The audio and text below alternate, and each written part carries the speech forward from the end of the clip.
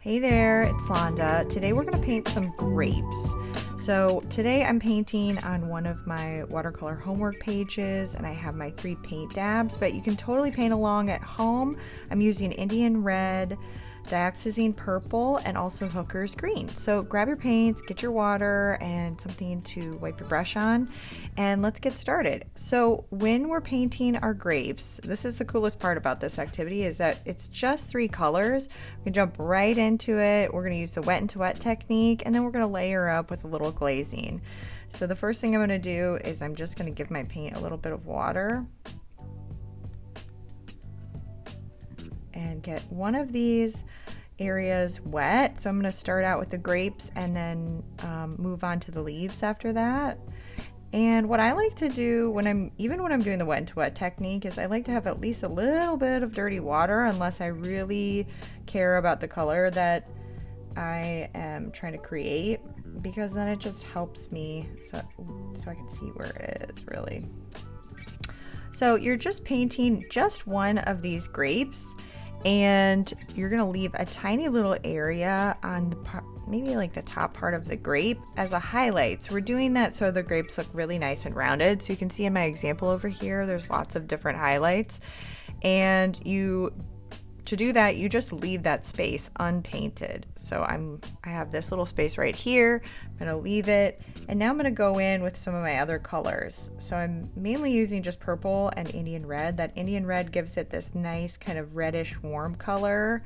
So instead of it being bright purple, it creates a really nice kind of softer purple. And what you're going to do, as you see here, is you drop that purple in the darkest area first. So anytime you're making something like grapes, and you're using the wet to wet technique, you always drop your paint in the area that's going to be the darkest. So in case something happens, like right now, it's kind of flowing everywhere, it's not going to mess anything up, and I can just push it back to where it needs to go. Okay, so I've added some purple, some Indian red, and now I'm going to just add a little bit more to darken that up. Now, the goal here is to add paint so that you can see those values, but you don't want it to get too dark too fast. So just like I did here, I have a really dark area towards the bottom of that grape and a lighter area towards the highlight. So just follow that pattern throughout, and you should be good.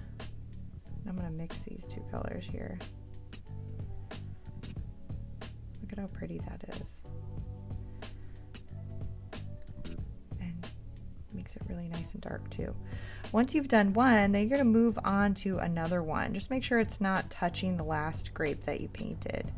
And sometimes what I'll do is I'll kind of create an outline around that highlight where I'm not going to paint, and then I'll fill in the space around it. This really helps me identify that highlight and kind of contain it. So as those dry, you're going to choose another grape, and just like I did before, I am using kind of a tinted water so that I can create that wet surface.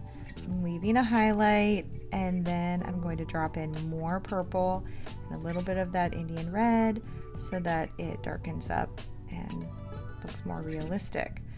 And now here's a trick too. So anytime that you're drawing or painting grapes, you notice that like right here in that space where it's kind of behind the other grapes, it's a little bit darker. So that's kind of a rule of thumb. So I can just make up grapes because I've drawn and painted them so many times. But if you are trying to make, you're just having some fun in your sketchbook, you can just remember that in these little corners away from the rounded part, those will be the darkest, because that's showing that it's behind the other grapes.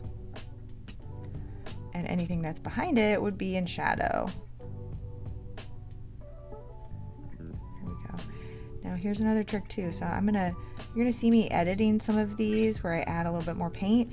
That's actually the glazing method. So these 2 are still wet, but this one's dry. So when I add a little paint to that, I need to dry my brush off just a little bit so I can drag out that line so it looks a little bit more subtle.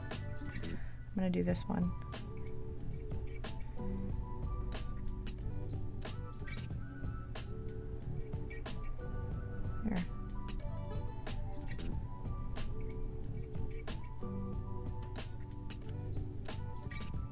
the surface is damp. It's not sopping wet. So that first one that I did was really, really wet, but then you have to wait for it to dry before you can do any glazing. And I don't like to wait that long.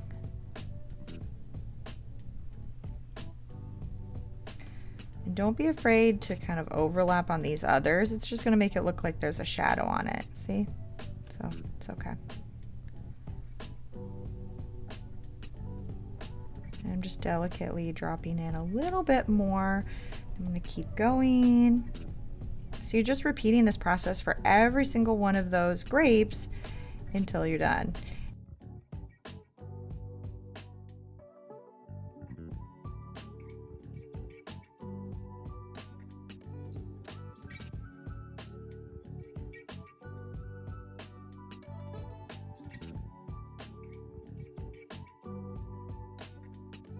Now we're done with all of our grapes. We're going to work on our leaves, or a leaf, I should say. I have just one green right here. Okay, here I'm going to move this just a little bit so you can see. So I have just one green. This is Hooker's green. Now to create some variation in your green, you're going to actually mix it with your purple and your Indian red. So if you use red, that is the complementary color to green, and if you mix the two together, you'll create kind of a brown. So that is what we're about to do. So let's do that. I just want to show you really quickly the different colors that you can create just with these three. So there's your Hooker's green. If I take Hooker's green, mix in a little bit of purple, you have almost this kind of, oh, you can't quite see it, this gray color, okay? And then if I take some of that green, here we go, there's my green, and I mix in my Indian red, now we have more of like a brown, kind of a brownish green, and I could go even further. I could mix the three together. At first you'll get that kind of cool gray, add more of your Indian red, and then you have a traditional brown, okay? So it's pretty cool that you can use just a few simple colors, to create an entire picture. And that is the goal in teaching you all how to do this. So you really don't need much to create something. So, oops, I just started painting, but you don't have to do that. What we're going to do is actually paint directly with a little bit of dirty water. So I'm just adding a tint of green so you all can see it and so I can see it. And we're going to do the wet into wet process for that leaf.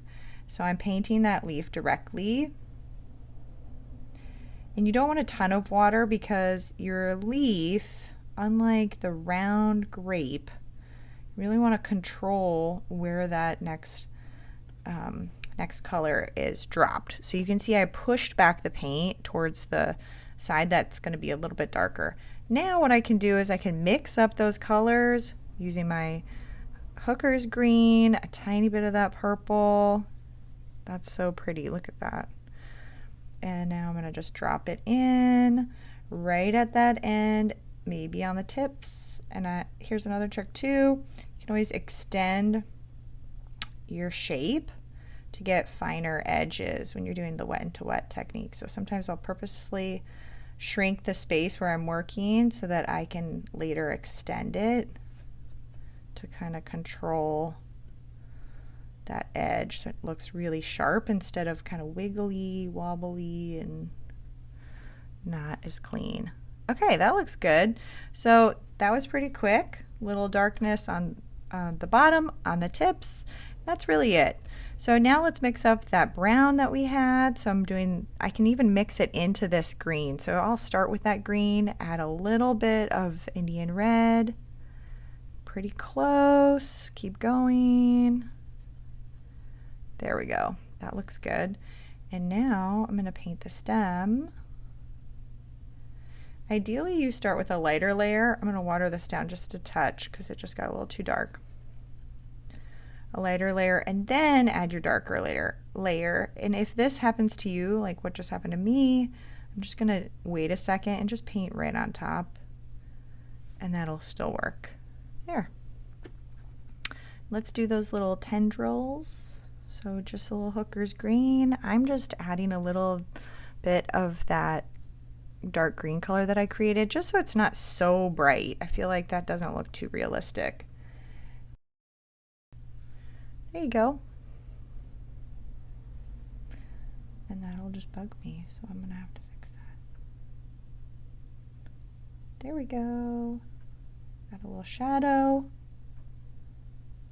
You can add some details on here if you want after it's dry. And we're basically done. Look at how pretty that is. It's so cute. I hope everybody had a ton of fun with this. Stay tuned for more fun videos like this. This is a great project if you're working on one of those 100-day challenges, or just putting something down in your sketchbook, or if you're trying to make something fun like a note card or something like that. So stick around. I will see you next time. Bye-bye.